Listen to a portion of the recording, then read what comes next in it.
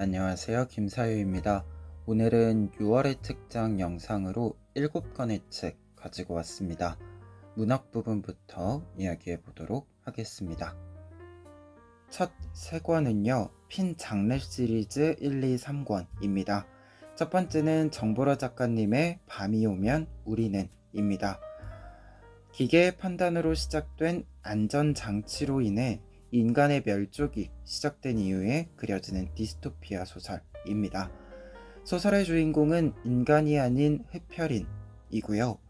이 흡혈인인 나와 로봇인 빌리가 함께 로봇을 파괴하는, 로봇에 대항하는 이야기가 그려지고 있습니다. 그런데 이 소설은 기본적으로 질문이 핵심적인데요. 인간의 조건은 무엇인가? 그리고 우리가 죽음에 이르렀을 때 어떠한 존재로 죽을 것인가? 특히 소설에서는 흡혈인, 인간, 로봇 중에서 어떤 상태로 죽을 것인가에 대한 이제 질문을 남기고 있습니다. 특히 소설 속에서 그려지는 바가 인간을 어떻게 보면 멸족시키는데, 이 인간을 사냥하는데 사용하는 방법이, 이 인력이 진짜로 인력입니다. 사람을 통해서 이제 사람을 멸족에 이르게 하는 이제 기계의 방식을 보면 여러 생각들을 이 질문을 통과하면서 가지게 만들죠. 그래서 조금은 무거운 분위기의 소설이었다라고 할 수 있고요. 다만 이 시리즈의 시작을 잘 열어주는 소설이기는 했다. 그래서 조금 무겁기는 했지만 꼭 한 번쯤은 추천을 드려보고 싶은 소설이었다. 이렇게 좀 이야기 마무리해 봅니다. 두 번째 작품은 다뇨 작가님의 케이크손입니다. 이 작품은 앞서 보여드린 작품보다 어떤 면에서는 조금 더 무거운 작품이다라고 느껴지는 작품이기도 했는데요. 주인공은 고등학생인 현수영이고요. 현수영의 부모는 이제 성매매를 하는 어머니, 그리고 현수영의 기준에서 보면 누구인지 모르는 아버지, 이렇게 가정을 배경으로 한 고등학생의 모습이고, 이 가정 속에서 가정에서 배워야 하는 것들을 배우지 못한 채 초등학교에 입학을 하고, 이 초등학교에서 우연히 이 입학 전에 만났던 안혜리라고 하는 인물에게 배워야 했었던 것들을 배우게 됩니다. 그러면서 이제 이 지점에서부터 현수영과 안혜리의 어떤 관계에 있어서 장부라는 것이 이제 만들어지는데요. 이 장부는 결국 현수영이 느끼는 안혜리에 대한 빚이겠죠. 그래서 소설은 이 빚이 청산이 되어져 가는 과정을 그리고 있는 부분이 이제 핵심적이고요. 그리고 케이크손이라고 하는 이 제목은 사실 케이크손이라고 하는 판타지적 요소입니다. 소설 속에서의 어떤 장치인데, 사실 소설을 볼 때 지금 제가 설명드린 것처럼 현수영과 안혜리의 어떤 관계의 중점으로 두고 이야기를 하다 보면 이 케이크손의 장치를 조금은 어떤 비유이고 상징인지 놓치기 쉬운 부분이 있기는 해요. 그래서 정확히는 안혜리의 삶, 이 삶에서 떨어져 나오는, 독립되어져 나오는, 독립해 나가는 현수영의 삶을 조망했을 때 이 케이크손의 의미를 조금 더 알 수 있는, 비유를 생각해 볼 수 있는 부분이 있기는 합니다. 그래서 이 작품은 굉장히 어려운 작품이다, 이렇게 좀 이야기 드려보고요. 그리고 명백히 이제 작가님이 밝히고 있다시피 이 소설은 가해자들의 소설입니다. 현수영도 그렇고 안혜리도 그렇고 이 둘을 둘러싸고 있는 이 인물들도 그렇고 대부분이 사실은 가해자예요. 그래서 읽으면서 유쾌하지는 않아요. 그래도 좀 현실을 보게 되는, 어떻게 보면은 어떤 현실적인 부분들에 있어서의 잔혹함을 좀 보게 되는 소설입니다. 책이었습니다. 세 번째 책은 이희영 작가님의 페이스입니다. 소설의 주인공은 고등학생인 인시율입니다. 그런데 태어나서부터 지금까지 고등학생이 될 때까지 한 번도 자신의 얼굴을 제대로 본 적이 없는 인물입니다. 그래서 남들은 모르는 상황에서 살고 있는 인물인데요. 소설은 이렇게 독특한 특징을 가지고 있는 인물을 토대로 해서 자아에 대해 혹은 자아를 구분하는 경계에 대해 이야기를 포괄적으로 전개시키고 있습니다. 그리고 이 인시울이라고 하는 인물이 자신의 특징을 바탕으로 타인을 이해하고 자각하는 것, 또 모종의 사건을 통해서 스스로를 자각하는 과정이 어떤 문제가 완벽하게 해소되지 않더라도 우리가 조금은 밝아질 수 있다라고 하는 사실을, 희망적인 모습을 보여주기도 하는 소설이었습니다. 그래서 어떻게 보면 이 세 권의 소설 중에서는 유일하게 좀 밝은 소설이라고도 이야기 드릴 수 있겠습니다. 네 번째 책은 따로 영상을 만든 책이고요. 프란츠 카프카 디 에센셜입니다. 출판사는 미음사입니다. 올해가 프란츠 카프카 100주기여서 한번 읽어본 책이고요. 책은 총 4부로 구성이 되어 있습니다. 1부와 2부에서는 미완성작인 실종자라는 작품을 수록하고 있고 3부에서는 프란츠 카프카의 짧은 단편들을, 그리고 4부에서는 편지들을 담고 있습니다. 그래서 프란츠 카프카의 소설을 만나볼 수 있는 작품이기도 했지만 편지를 통해서 프란츠 카프카라는 인물을 만나볼 수도 있었던 책이었습니다. 특히 이제 미완성작인 실종자를 읽는 경험이 독자의 경험에 있어서는 색다른 경험이었다, 이렇게 좀 이야기를 드려볼 수 있을 것 같아요. 그러면 비문학 파트로 넘어가 보도록 하겠습니다. 비문학 첫 번째 책은요, 최재천 교수님의 숙론입니다. 출판사는 가명사입니다. 책은 토론이 현재 소모적인 이미지를 가진 측면에 비추어 보았을 때 더 나은 방향으로 대화를 열어가는, 확장시켜 나감을 지향하기 위해서 숙론이라는 단어를 제시하고 있습니다. 그래서 우리에게 왜 숙론이 필요한지, 숙론이 필요한 주제들은 또 무엇이 있는지 짧은 글들이지만 촘촘히 좀 제시를 해주고 있어요. 책은 총 5부로 나누어져 있고요. 1부에서는 숙제라는 제목으로 숙론이 필요한 논쟁점과 주제들을 제시하고 있습니다. 2부 교육에서는 숙론이 수업으로 자리 잡기 위한 노력이 필요함을 어필하고 있고요. 그리고 3부 표본과 4부 통섭에서는 교수님의 실제 숙론의 경험과 사례를 공유하고 있습니다. 마지막 5부 연마에서는 숙론을 잘 이끌어가기 위한 기술들에 대해서 소개를 하고 있어요.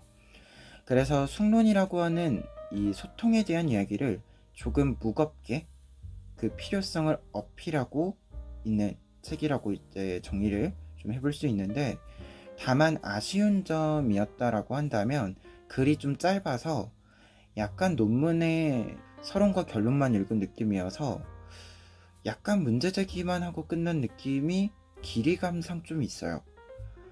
그리고 한 가지 더 이야기 드린다면, 이제 이 책은 따지고 보면 교육과 관련해서 수업의 방법으로서 숙론을 제시하고 있는데 약간 학술적인 접근에 의거하자면 이게 수업 모형이나 모델로서의 제시가 되어져 있는 책은 아니에요.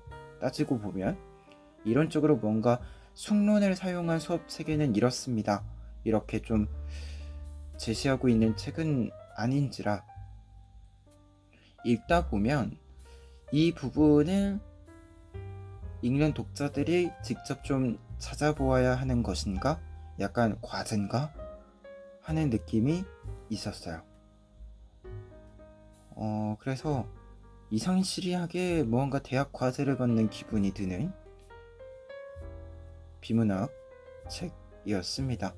그래서 교육 전공하신 분들에게는 도움이 좀 될 만한 책인 것 같기는 한데요. 약간 과제를 받는 느낌 때문에 마지막에 약간의 찝찝함이 좀 있었다. 네.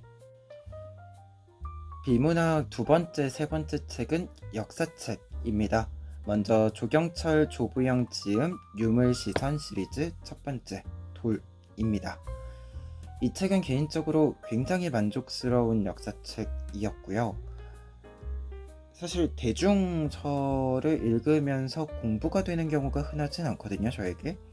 근데 정말 많은 공부가 된, 도움이 된 책이었습니다. 특히 문화사를 다룸에 있어서 문화재를 단순히 나열하지 않고 문화재의 특징이나 어떤 이야기들을 무언가 뭉터기로 이렇게 던지지 않고 글을 쓴다는 것, 설명을 한다는 것이 굉장히 어려운 일인데 이 책이 완벽하게 이 부분을, 이 문제점을 해결하면서 문화재에 대한 이야기를 꾸리고 있었다 라는 점에서 굉장히 만족스러운 독서였고 저에게는 도움이 큰 책이었습니다.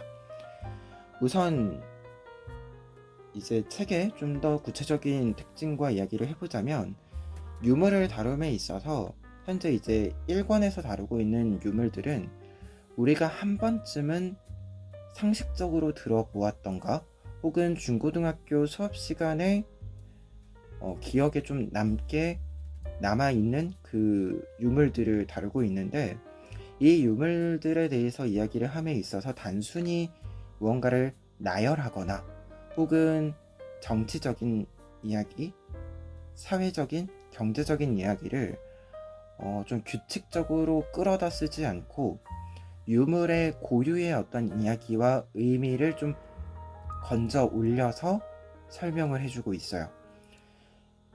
그래서 굉장히 각각의 어떤 유물의 고유성과 역사적인 의미를 조금 더 유의미하게 와닿게 좀 읽을 수 있었던 부분이 가장 큰 장점이었다라고 이야기 드릴 수 있을 것 같고요.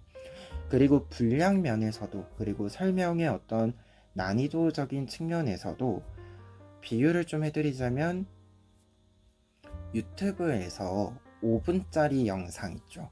5분짜리 조금 간단한 지식 전달하는 그 영상들 있잖아요. 딱 그 영상들의 어떤 정도여서 한 번에 쭉 읽어가면서도 그 내용을 좀 확실히 곱씹어 볼 수 있게 구성이 되어 있어서 굉장히 좀 감탄을 한 부분이었습니다. 그래서 오늘 꼭 좀 소개를 드리고 싶었던 가장 좀 오늘 소개하는 책들 중에서는 가장 추천하는 책이고요. 그래서 이 내용들 중에서 제가 가장 좀 감탄했던 부분을 한번 읽어 드릴까 해요. 이제 내용 중에서 화엄이라는 단어에 대한 설명이 있는데요. 사실 이 화엄이란 단어를 여러분들이 한 번쯤은 들어보셨을 거예요.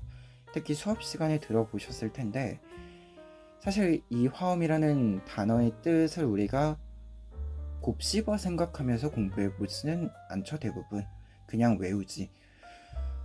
그러다 보니까 이 책의 내용을 읽으면서 좀 이렇게 사상에 대해서 어떤 유물에 대해서 이야기할 때 조금 더 유의미하게 세밀하게 접근할 수 있구나 라는 것을 배운 부분이어서 읽어 드리려고 합니다. 그러면 읽어 드릴게요. 불국사는 한없이 뻗어나가는 세계고 석불사는 한없이 모아지는 세계다. 만날 수 없어 보이는 두 세계가 서로 만나 하나가 되었습니다. 불국사와 석굴사는 한없이 토해내고 한없이 모아지는 토암산에서 하나가 되었습니다. 이것이 바로 화엄이 아닐까요? 마지막 책은요, 장지연 교수님의 한문이 말하지 못하는 한국사입니다. 출판사는 푸른 역사입니다. 책은 이도와 향찰, 훈민정음을 통해 볼 수 있는 삶들에 대해서 추론하고 상상하고 그 의미를 직조하여 제시해주고 있는 책입니다. 이 책의 핵심 메시지를 좀 읽어드리면은요,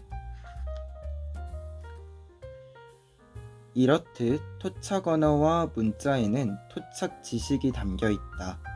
토착 언어나 이를 표기하는 수단이 끊기면 그 지식 역시 단절된다.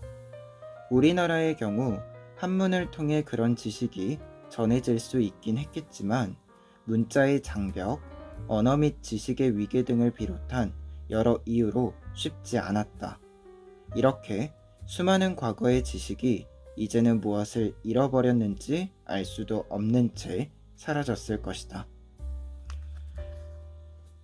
자, 이 내용에서 보이는 바처럼 이 책은요, 토착 언어로 담겨진 토착 지식에 대해 그리고 유실된 내용에 대해 다시금 우리가 관심을 가지고 조금 더 내용을 밝혀나가는 것이, 다시금 이제 유실된 내용들을 살려나가는 것이 좀 필요하다라고 하는 것을 이야기해주고 있습니다.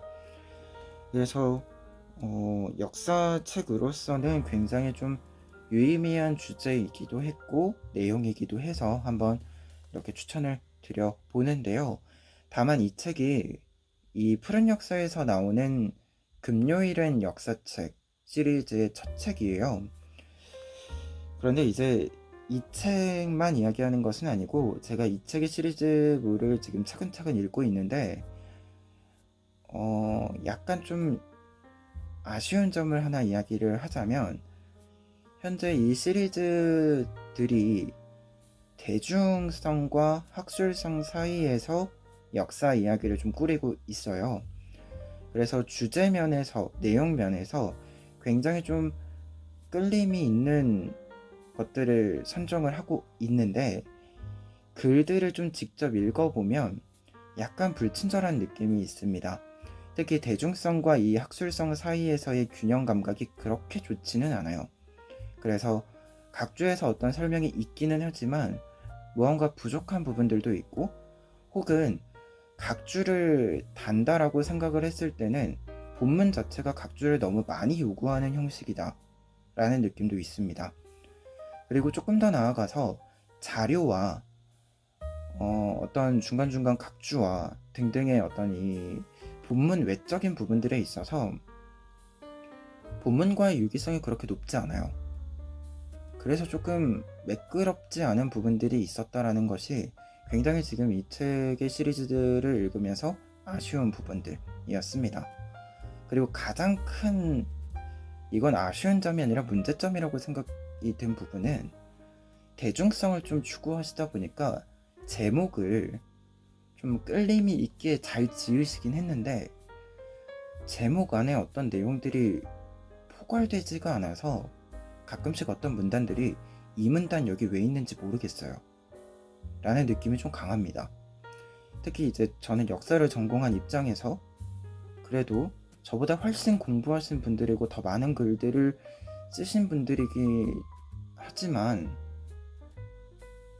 개인적으로 저에게도 그렇게 매끄럽지 않고 이게 여기서 왜 나오는 거야 라는 질문이 뜬다면 대중성을 못 잡은 게 아닐까 라는 생각이 굉장히 크게 들어서 좀 아쉬웠던 책 시리즈예요. 그래서 지금 전권을 막 추천드립니다 이러지는 못하는데, 그래도 이게 주제나 어떤 이 도전적인 이 학술과 대중 사이에서 역사책을 쓴다는 어떤 도전적인 이 시리즈의 측면에서는 여러분들에게 좀 소개를 드려보고는 싶어서 좀 첫 책을 이렇게 가져왔고요. 앞으로 그래도 좀 주제 면에서, 내용 면에서 여러분들에게 소개해 드릴 만한 책이 있으면 이 시리즈도 계속해서 조금 더 추가적인 배경 설명을 포함해서 소개를 드려보도록 하겠습니다. 그래서 오늘 6월의 특장 영상이었고요.